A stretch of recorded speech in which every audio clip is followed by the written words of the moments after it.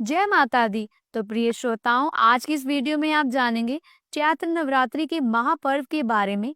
नवरात्रि का महापर्व इस बार कितने दिनों का रहेगा, अष्टमी और नवमी तिथि कब रहेगी, कलश स्थापना का शुभ मुहूर्त क्या रहेगा, कलश स्थापना की आसान सी पूजा विधि भी, और साथ ही वीडियो के अंत में मैं आपको बताऊंगी कि नवरात्रि साल भर में 4 बार ही क्यों आती है, 5, 6 या 2 बार ही क्यों नहीं आती है। तो वीडियो में दी गई जानकारी अगर आपको अच्छी लगे तो वीडियो को लाइक करके कमेंट बॉक्स में जय माता दी जरूर लिखिएगा। देखिए, नवरात्रि का पर्व साल भर में कुल 4 बार पड़ता है, जिसमें चैत्र और अश्विन की नवरात्रियों का विशेष महत्व है। चैत्र नवरात्रि से ही विक्रम संवत की शुरुआत होती है और इन दिनों प्रकृति से एक विशेष तरह की शक्ति निकलती है। इसी शक्ति को ग्रहण करने के लिए इन दिनों में शक्ति पूजा या नव दुर्गा की पूजा करने का विधान है। इसमें माँ की 9 शक्तियों की पूजा अलग अलग दिन की जाती है। पहले दिन माँ शैलपुत्री के स्वरूप की उपासना की जाती है और इस दिन से ही कई लोग 9 दिनों के उपवास रखते हैं। अमावस्या की रात से अष्टमी तक या पड़वा से नौमी की दोपहर तक व्रत नियम के अनुसार चलने से 9 रात यानी नवरात्रि नाम सार्थक होता है।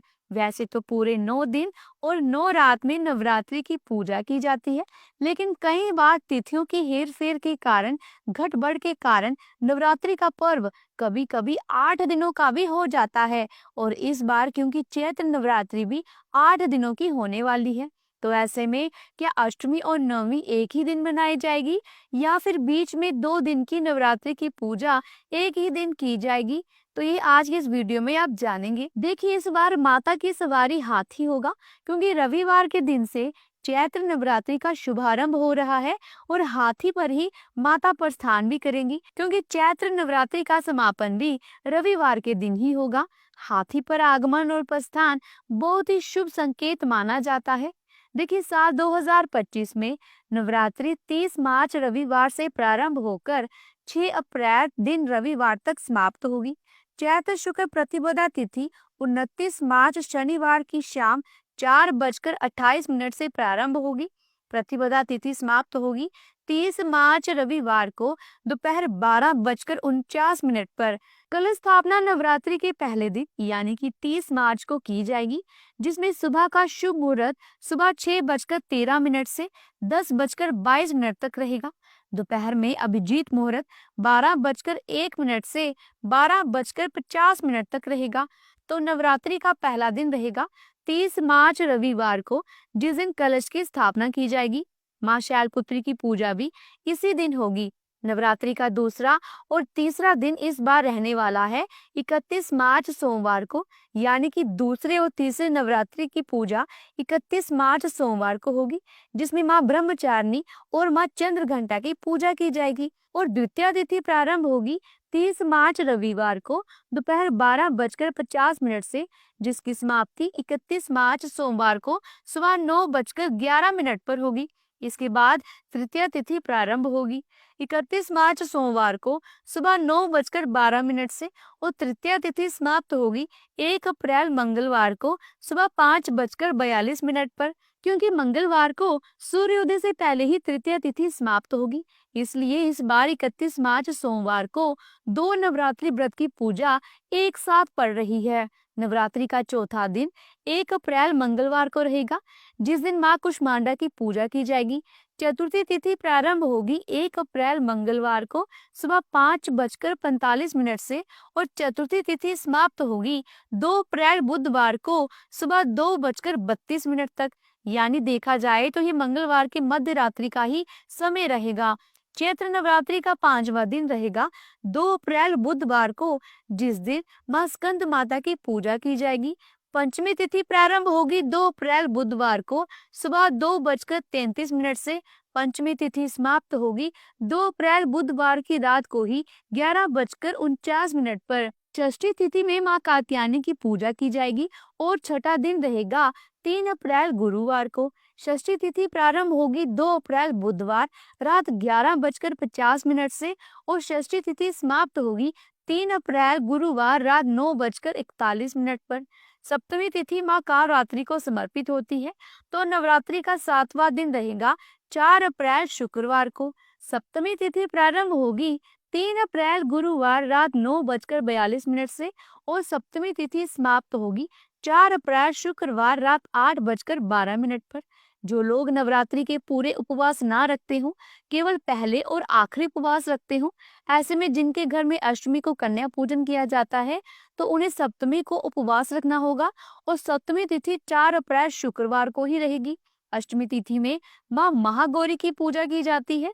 तो नवरात्रि का 8वां दिन रहेगा 5 अप्रैल शनिवार को और अष्टमी तिथि प्रारंभ होगी 4 अप्रैल शुक्रवार की रात 8:13 से। अष्टमी तिथि समाप्त होगी 5 अप्रैल शनिवार शाम 7:26 पर।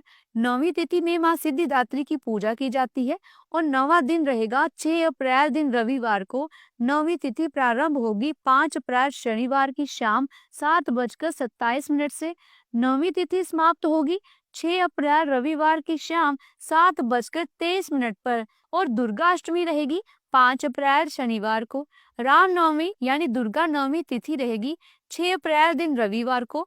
तो जिनके यहाँ अष्टमी को कन्या पूजन होता है वह 5 अप्रैल को और जिनके यहाँ नवमी पर होता हो वो 6 अप्रैल रविवार को कन्या पूजन करेंगे। 10वें दिन कलश का विसर्जन किया जाता है और नवरात्रि व्रत का पालन किया जाता है। हालांकि बहुत से लोग अष्टमी तिथि को ही कन्या पूजन करके या नवमी तिथि को ही कन्या पूजन करके व्रत पालन कर लेते हैं और कलश विसर्जन भी कर लेते हैं।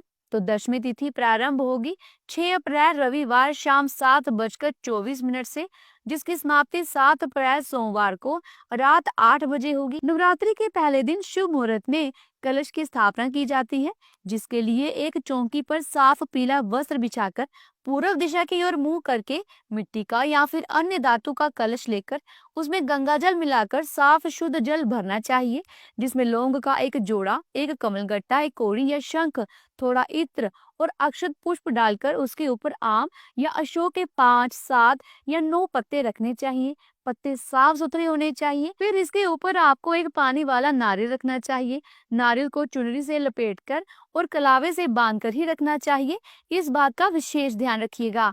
फिर सभी नवग्रह का और कलश के अंदर वास करने वाले सभी देवी देवताओं का, सभी शुभ शक्तियों का आवाहन करके कलश की पूजा करके आपको माँ भगवती की प्रतिमा या तस्वीर की स्थापना करके नवरात्रि पूजा का शुभारंभ करना चाहिए और फिर पूरे 9 दिनों तक इस कलश की शुद्धता का आपको विशेष ध्यान रखना चाहिए। तो आइए वीडियो के अंत में मैं आपको बताती हूँ कि नवरात्रि साल भर में 4 बार ही क्यों आती है, 5, 6 या 2 बार ही क्यों नहीं आती है। दरअसल इसके पीछे एक वैज्ञानिक आधार है और आप सभी को इस बारे में जरूर जानना चाहिए।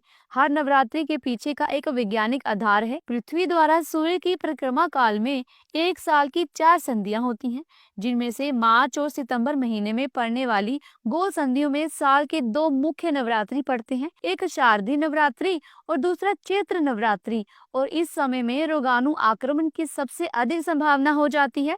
तो ऋतु संधियों में अक्सर शारीरिक बीमारियां भी बढ़ती हैं। इसलिए उस समय स्वस्थ रहने के लिए, शरीर को शुद्ध रखने के लिए, तन मन को निर्मल रखने के लिए की जाने वाली प्रक्रिया का नाम है नवरात्रि। तो ये थी आज की वीडियो। उम्मीद करती हूँ कि आज की इस वीडियो में दी गई जानकारी आपके लिए महत्वपूर्ण होगी। अगर वीडियो अच्छी लगी है तो वीडियो को लाइक करें, शेयर करें और अगर चैनल पर पहली बार आए हैं तो चैनल को सब्सक्राइब करके बेल आइकन के बटन को जरूर प्रेस कीजिएगा। और हाँ, एक बात और, अगर आप हिंदू सनातन धर्म से संबंधित जितने भी व्रत त्योहार, उनकी कथाएं, पूजा विधि आदि के बारे में जानना चाहते हैं या सुनना चाहते हैं तो उसकी वीडियोस मेरे चैनल पर रोज अपलोड होती हैं। आप मेरे चैनल में जाकर जरूर देख लीजिएगा। जल्दी मिलती हूँ एक नई धार्मिक भरी वीडियो के साथ। तब तक के लिए प्रेम से बोलो जय माता दी, मिलकर बोलो जय माता दी।